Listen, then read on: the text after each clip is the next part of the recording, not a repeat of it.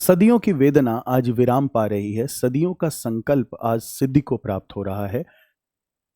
आज उस यज्ञ की पूर्ण आहुति है जिसकी अग्नि 500 वर्षों से प्रज्वलित रही है। प्रधानमंत्री मोदी जी ने भारत की जो मूल आत्मा है उसको छूने का प्रयास किया। मोदी जी के ये शब्द जो आज उन्होंने धर्म ध्वजा की स्थापना के समय बोले, वो भारत के प्रत्येक नागरिक के हृदय की वेदना तो निश्चित रूप से थी। हम हो सकता है अपनी इन बातों को विविध मंचों पर ना भी बोलते रहे हों, पर हम में से बहुत अधिकांश लोगों के मन में ये इच्छा थी कि भारत के जो प्राण हैं, जो भगवान श्री राम हैं, उनके जन्म स्थान पर उनके भव्य मंदिर का निर्माण होना चाहिए। प्रधानमंत्री मोदी जी ने भी यह बात कही कि यह आज धर्म ध्वजा की स्थापना नहीं, ये भारत की जो सनातन संस्कृति है उसके पुनर्जागरण का काल है। खैर, अभी इस धर्म ध्वजा में 3 प्रमुख चिन्ह हम सबको दिखाई दे रहे हैं, जिसमें से 2 हम उनसे परिचित हैं। सूर्य वंश का प्रतीक भगवान सूर्य का यह चिन्ह इसमें स्थापित किया गया है। ओम जो सनातन संस्कृति का मूल तत्व के रूप में हम सब उसको जानते हैं। विविध मंत्रों का उच्चारण प्रारंभ ही ओम से होता है। उसके साथ साथ एक नया वृक्ष, हम सब जिसको एक तरह से विस्मित कर चुके थे, हम में से बहुत कम लोगों को संभवतः इसके बारे में जानकारी थी, मुझे भी आज ही पता चला है। यह वृक्ष कोविधरा का वृक्ष है और मेवाड़ राजवंश का जो पिक्टोरियल रामायण है, जो वहाँ पर रामायण एक चित्र के रूप में उनके पास है, वहाँ से जो भारत के एक इंडोलॉजिस्ट हैं ललित मिश्रा जी, उन्होंने इस वृक्ष के बारे में पता सबको बताया और इस वृक्ष को मंदिर की ध्वजा में स्थापित किया गया। तो हमें यह पता चलता है कि जो वृक्ष है कोविधरा का वृक्ष, जिसे आप समझिए कि एक संकर प्रजाति है, एक हाइब्रिड प्रजाति है। पारिजात और मंदार, पारिजात और मंदार दोनों ही देव वृक्ष के रूप में माने जाते हैं और ऐसा माना जाता है कि कश्यप ऋषि ने एक तरह से इनका हाइब्रिडाइजेशन करके एक वृक्ष बनाया, जिसको आप कोविधरा के रूप से जानते हैं। ये कोविधरा का जो वृक्ष है, ये अयोध्या का जो जो सूर्यवंश है, इसका के धर्म ध्वजा में स्थापित था।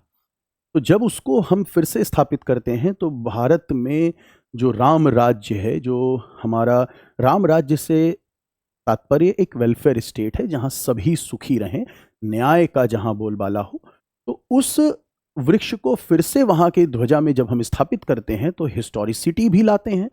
भारत की एक समन्वय वाली संस्कृति को भी हम लोग पुनर्स्थापित करते हैं। ध्यान रखिएगा, यह वृक्ष पूरे सब हिमालयन ट्रैक में लगभग 1300-1500 मीटर की हाइट पर एक डेसिडुअस ट्री है। ये लगभग 5 मीटर इसकी हाइट होती है और इसका जो ये जो फ्लावर है ये ऐसा होता है, 5 पेटल्स होते हैं।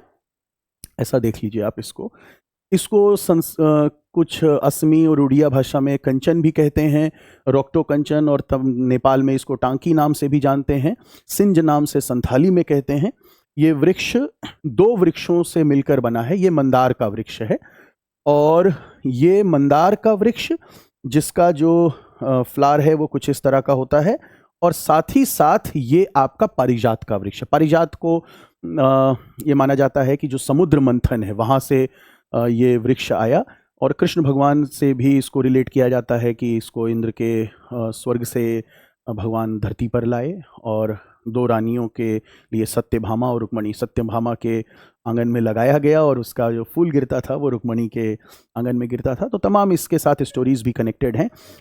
रही बात ये जो आपका वृक्ष है कोविधरा का वृक्ष, इसकी बहुत सी मेडिसिनल प्रॉपर्टीज़ हैं। इसकी पत्तियों में, फूल, बार्क, सबकी मेडिसिनल प्रॉपर्टीज़ हैं। दूसरी बात यह है कि भारत के बहुत बड़े भौगोलिक क्षेत्र में यह वृक्ष पाया जाता है। सेंट्रल इंडिया में, साउथ इंडिया में, म्यांमार में, मतलब नॉर्थ ईस्ट तक है ये, इसका प्रभाव पूरे उत्तर भारत में है। तो जो भारत का भूगोल है उसको भी स्थापित करता है यह वृक्ष, भारत के इतिहास को भी स्थापित करता है। आयुर्वेद में भी इसका जिक्र है, वाल्मीकि रामायण के अयोध्या कांड में भी इस वृक्ष का जिक्र है।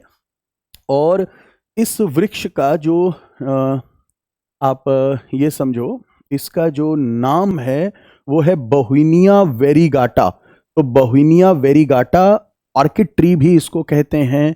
इसको आप माउंटेन एबनी भी कहते हैं, लेकिन इसका जो बॉटेनिकल नाम है वो है बहुनिया वेरिगाटा, और it is like an hybrid of the two species, जिसमें से एक है पारिजात और एक है मंदार।